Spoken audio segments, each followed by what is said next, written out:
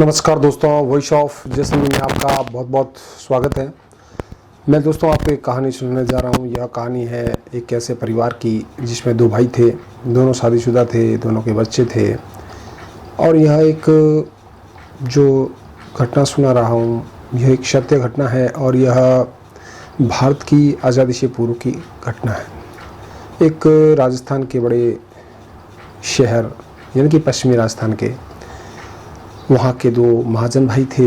वह कलकत्ता में अपना व्यवसाय करते थे और कलकत्ता में व्यवसाय के साथ ही साथ उनके आसाम में चाय के बागान थे।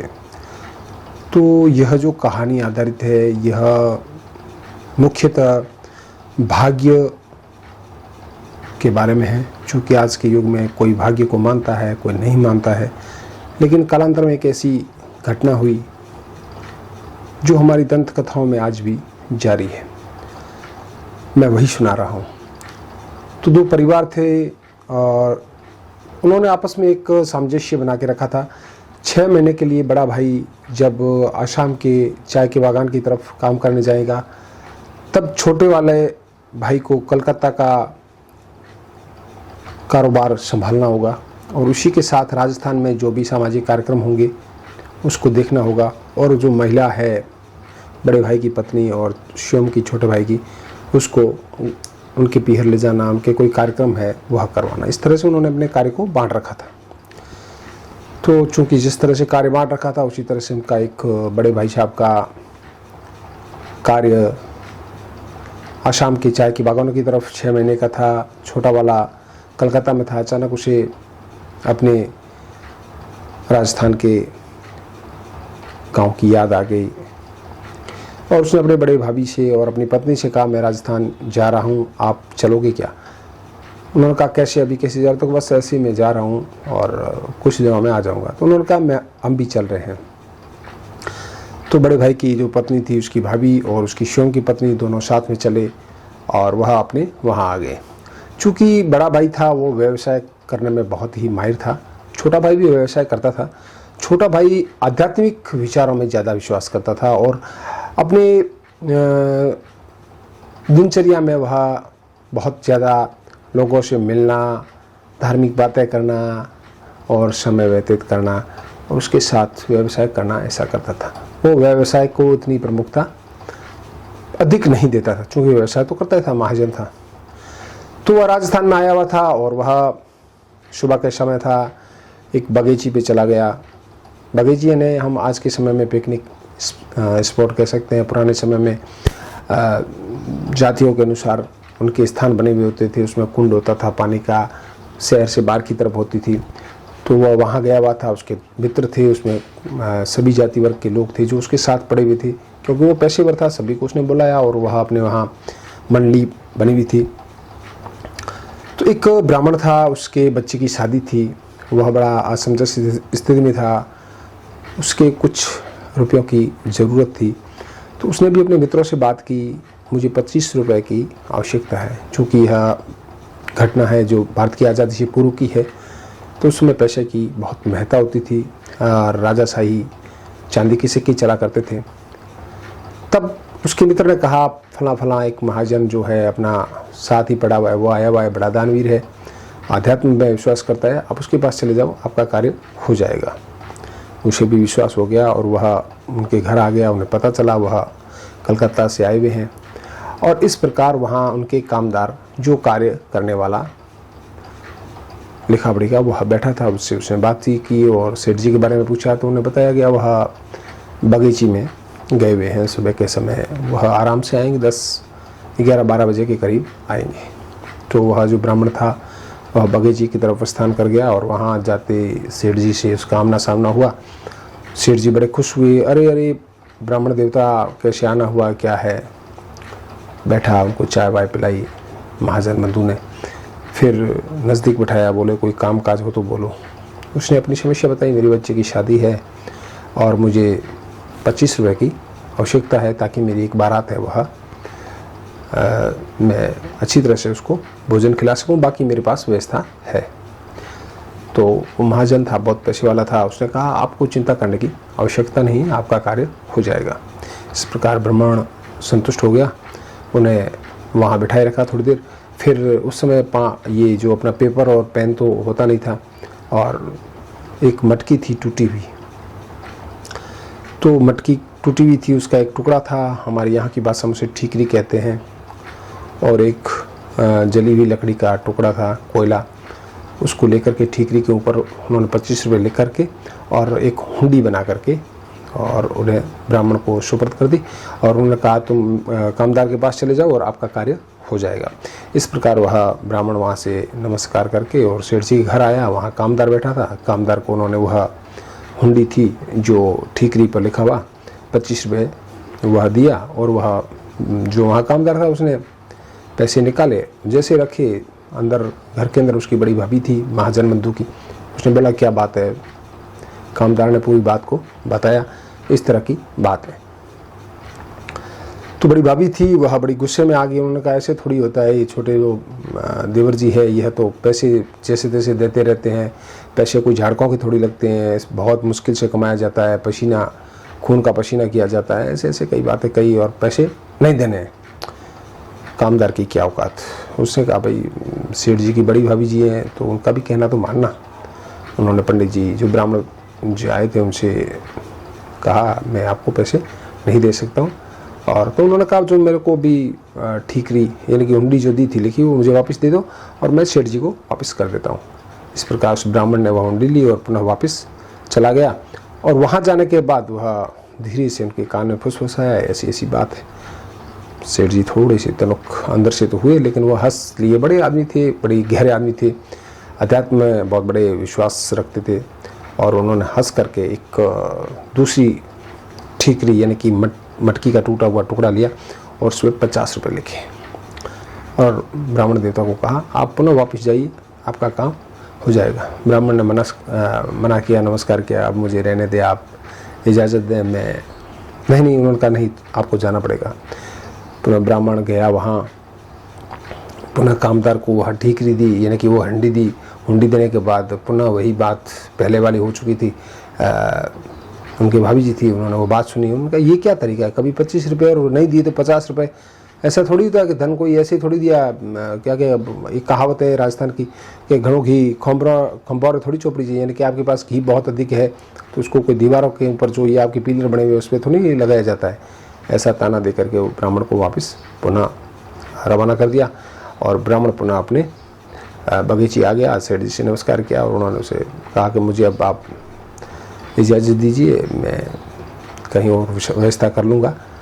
लेकिन सेठ जी बड़े नाराज़ हुए, लेकिन उन्होंने अपनी नाराज़गी बाहर नहीं बताई, और वो हंस लिए। हंसने के बाद करीब समय उनका जो सुबह का था वह हो चुका था, और उन्होंने स्नान वगैरह करा करके अपनी बग्गी थी, घोड़ा गाड़ी, उसमें बैठे, ब्राह्मण को साथ में बैठाया, और 2-4 दोस्त थे वह चले गए, कुछ साथ में थे, उनको भी विदा किया।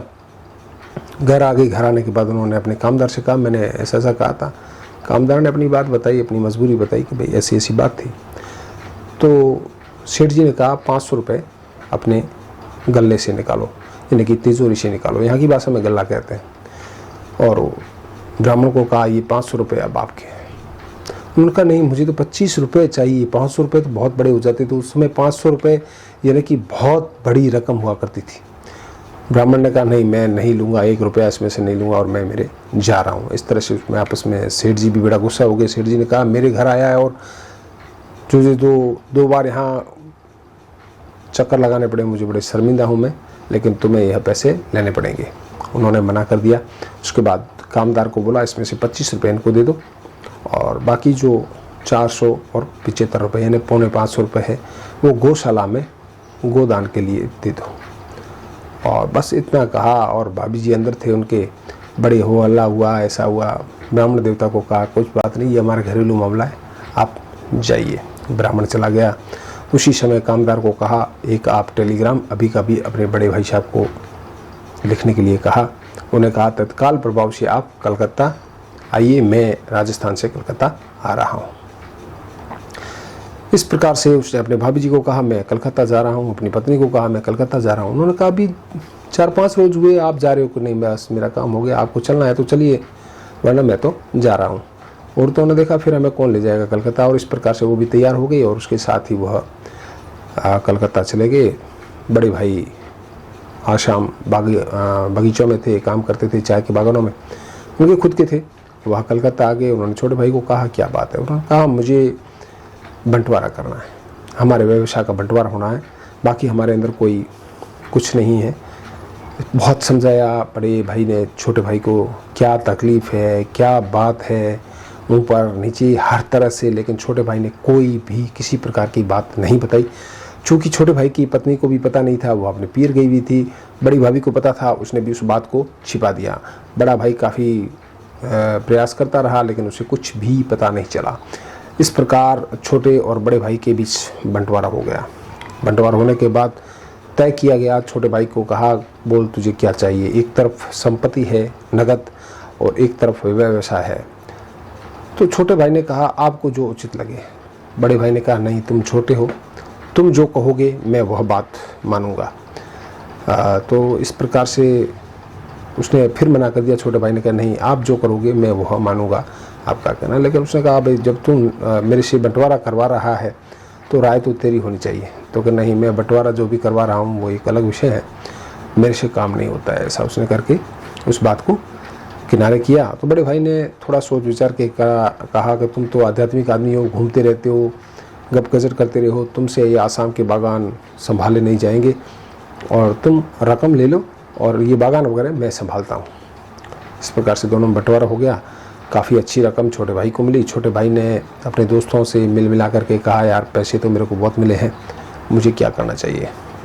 व्यापारी व्यक्ति था, व्यापारी दोस्त थे, अच्छे सलाहकार मिल गए। उन्होंने कहा चावल के छिलके उतारने की फैक्ट्री यहाँ है, कुछ लोगों की बिक रही है, आप खरीद लो चावल के छिलके उतारना और अच्छा व्यवसाय हो जाएगा, और चावल खरीदना बेचना। इस प्रकार से उन्होंने चावल की एक छिलके उतारने की एक फैक्ट्री ले ली, और कुदरत से कुछ समय में वह बहुत अच्छी चल निकली और 1 से 4-5 हो गई। समय बीतता रहा, सब कुछ अच्छा चलता रहा। एक दिन एक शादी समारोह में छोटा और बड़ा भाई दोनों आमने सामने हो गया। हाल चाल पूछे, बोला कैसे हो, सब ठीक है, और उसके बाद वह खाना खाने लग गए। छोटा भाई था, वह जैसा मैंने आपको पूर्व में बताया, वह अपनी मस्ती में मस्त रहता था, अपने दोस्तों के साथ खाना खा रहा था। बातों बात में उसने कहा बड़े भैया का स्वास्थ्य अब कुछ उम्र के दायरे से थोड़ा सा थके हुए नज़र आ रहे हैं। तो उसमें से एक मित्र था, वह बड़े भाई के बारे में बिल्कुल जानता था। उसने उनको कहा आपके बड़े भाई का व्यापार है जो चाय के बागान है, उसमें उनको घाटा पड़ रहा है। उन्होंने कहा नहीं ऐसी कोई बात नहीं है। उन्होंने कहा नहीं ऐसी ही बात है, मैं आपको पक्का कह रहा हूँ, आप मेरी बात को मानिए। इस तरह से उनके बीच में वार्तालाप हुआ, और छोटे भाई ने पता किया तो उन्हें बिल्कुल वाकई में जानकारी मिली कि हाँ मेरे बड़े भैया का तो जो कारोबार है उसमें काफ़ी उन्हें लॉस हो रहा है। उस वजह से वह तनाव में रहते हैं, और शरीर और उनके कपड़ों का फिर उन्होंने गौर से देखा तो उसमें भी वो खनक नहीं थी जो पहले हुआ करती थी। शादी समारोह निपटा, रात भर उसने मंथन किया। दूसरे दिन छोटे भाई ने बड़े भाई को बुलाया, मुझे आपसे काम है। बड़ा भाई पुनः हाजिर हो गया। उसने कहा छोटे भाई से बोलिए क्या बात है। तो बोले मैं संन्यास लेना चाहता हूँ। बड़े भाई ने कहा बेटा तू पहले मेरे से अलग हुआ ज़बरदस्ती, अब कहता मैं संन्यास लेना चाहता हूँ, आखिर तू चाहता क्या है। तो बस मेरे से जो व्यवसाय है वो मेरे से संभलता नहीं है, जो भी है वो पत्नी को कुछ हिस्से में दे देता हूँ, कुछ मेरे बच्चों को दे देता हूँ, बाकी में है वह जो आश्रम है, अनाथ आश्रम वगैरह उनमें दान दे करके, और मैं मेरा जीवन है स्वच्छंद जीना चाहता हूँ। बड़े भाई ने कहा ऐसा कैसे करने से थोड़ी चलेगा, ऐसा नहीं चलता है, मेरी बात मान, काम चलता रहेगा, तू संन्यास मत ले, अभी तो मैं भी बहुत काम करना है मुझे। छोटा भाई था, उसे जानकारी बड़े भाई की सब हो गई थी, लेकिन वो सीधा कह नहीं सकता था, यानी कि डायरेक्ट अपने भाई को कुछ कह नहीं सकता था। तो बड़े भाई ने कहा तू कैसे मानेगा, ये संन्यास वगैरह तू मत कर, क्योंकि बड़ा भाई पहले ही अर्थ के मामले में थोड़ा सा, जैसा मैंने बताया कि बहुत टूटा हुआ था। तो उसने कहा ये फिर कैसी परेशानी आ गई है। तो छोटे भाई को कहा बोल तुझे क्या चाहिए, तू जो भी बोल मैं मानूंगा, लेकिन तू ये संन्यास वाली बातें छोड़ दे। छोटे भाई का एक प्रायोजित कार्यक्रम था, उसने कहा आप अगर मेरे व्यवसाय को संभाल लेते हैं तो मैं संन्यास नहीं लूँगा, मैं मेरे घूमता रहूँगा, धार्मिक स्थल है वहाँ मेरी यात्राएं करता रहूँगा और मुझे कहीं कोई आपत्ति नहीं है। इस तरह से वार्तालाप हुआ। उसने कहा ठीक है मैं तेरा काम संभाल लूँगा, कोई दिक्कत नहीं है, तू संन्यास मत ले। फिर उन्होंने कहा आप मेरा कार्य संभालेंगे, आपको समय लगेगा, आप अपने कार्य से छूट जाएंगे, तो वो सब मैं कर लूँगा। तो नहीं, ऐसा नहीं होगा। तो बड़े भाई ने पूछा जब मैं तेरा कार्य देख रहा हूँ तो फिर तुझे कहाँ तकलीफ है? तो नहीं, आप मेरे भागीदार बने। बड़े भाई ने कहा पहले मैं भागीदार था, जब तूने कहा हम बंटवारा करेंगे, अब हम जब बंटवारा हो चुके हैं और लंबा समय हो चुका है, फिर कहता है हम साथ काम करेंगे, इस तरह से नहीं चलेगा। मुझे भी बड़ा हूँ, मुझे भी जवाब देना है। छोटा भाई अड़ गया, अपनी बात पे अड़िग हो गया। उसने कहा नहीं, अगर आप मेरे कार्य के अंदर बराबर के साझेदार बनते हो तो। बड़े भाई ने कहा लोगों को पता चलेगा, फिर कहेंगे मुझे अच्छा नहीं लगता है। छोटा भाई बड़ा गंभीर था, बड़ा भाई भी बहुत गंभीर था, लेकिन छोटा तो उसका भाई था, वह भी गंभीर था। उसने बड़े भाई से कहा आप जो भी कहेंगे मैं वो बात मानूंगा, मेरे व्यवसाय में आप एक भी रुपया नहीं लगाएंगे, मेरे व्यवसाय को पूरा का पूरा आप संभालेंगे, हैंडलिंग करेंगे, और जो भी मुनाफा होगा हमारा आपसी आधा आधा होगा। बहुत बड़ी कसमकस हुई। आखिर में बड़े भाई ने कहा ये साला छोटा भाई बदमाश है, कहीं संन्यास ना ले ले। मजबूर होकर के उन्होंने उस कार्य को अपने जिम्मे लिया, और जो भाई के कारोबार था वो बहुत ही अच्छा था, छोटे भाई का, वह बहुत अधिक फैल गया। और जैसे ही बड़े भाई ने छोटे भाई के कार्य को संभालना प्रारंभ किया, उसके साथ ही साथ स्वयं का जो चाय के बागानों में आर्थिक जो मंदी चल रही थी, उनसे वह बाहर आ गए और चाय के बागानों में बहुत बहुत बहुत अधिक मुनाफा होने लग गया। और बड़ा भाई भी था, वह भी बड़ा धनाढ्य हो गया। उन्होंने बैठ के मंथन किया, जब से मैं छोटे भाई से अलग हुआ तब से मेरे व्यवसाय में एकदम डाउनफॉल आ गया, यानी गिरावट आ गई। और जब मैंने छोटे भाई का काम संभाला है, इसका भी बहुत अधिक से और अधिक अच्छा हो गया और मेरा काम भी अच्छा हो गया। उन्होंने बैठ के मंथन किया कि कार्य तो मैं ज़रूर करता था, लेकिन मेरे कार्य में भाग्य थे वो मेरे छोटे भाई के चलते थे। उसी वजह से यह जो भी अपने धर्म का काम करता था, जो भी करता था, चूँकि एक हिंदू धर्म में ऐसा होता है कि हम व्यक्ति कौन किसके भाग्य का खाता है, बस यही कहानी का अंत में मैं मोड़ आपको समझा रहा हूँ। तो इस तरह से उसने विचार किया। फिर बड़े भाई ने अपनी पत्नी को कहा कि अपने कारोबार अपना ठीक हो गए हैं, क्योंकि उसके गहने वगैरह सब गिरवी हो चुके थे। और बड़े भाई की पत्नी ने भी वो बात स्वीकार की कि मुझे अपने बड़े पति के छोटे भाई अपने देवर को ऐसे उल्हाना नहीं देनी थी। और उसने उस बात को रियलाइज किया और उसने ये बात माना कि भाग्य इसके चल रहे थे, छोटे भाई के, यानी कि देवर जी के चल रहे थे, कार्य आप कर रहे थे। तो दोस्तों, हम सामूहिक परिवार में कार्य करते हैं, भाग्य किसका चलता है इसका कोई पता नहीं है। हम परिवार में कार्य करते हैं, एक व्यक्ति मतलब एक घर का सदस्य होता है, वो 5,000 रुपये तनख्वाह लाता है, एक 1,500 लाता है। 5,000 वाला कहता है मैं बहुत अधिक पैसे देता हूँ, और 1,500 वाला होता है वो घर की मजदूरी का काम करता है, घर का राशन लाना है, गैस सिलेंडर है, घर के आदमी को बता के लाना है, वो बहुत अधिक काम करता है। तो इस तरह से हर व्यक्ति का एक हिस्सेदारी होती है। भाग्य किसका किसके साथ चलता है, यह इस कहानी का तात्पर्य था। तो दोस्तों, किसी को कम नहीं आंकना चाहिए, सभी को साथ लेकर के चलना चाहिए। चूँकि इस कहानी में कई उतार चढ़ाव है, कई बातें हैं, ऐसा होना चाहिए नहीं होना चाहिए, एक अलग विषय था। मैंने एक छोटी सी कहानी थी वो आपके समक्ष रखी है। आपको कैसी लगी मुझे बताएं और अपने कमेंट्स दें, अपनी राय जाहिर करें। मुझे दें इजाज़त। मैं आपका दोस्त सुरेश कुमार हर्ष। जय हिंद, जय भारत।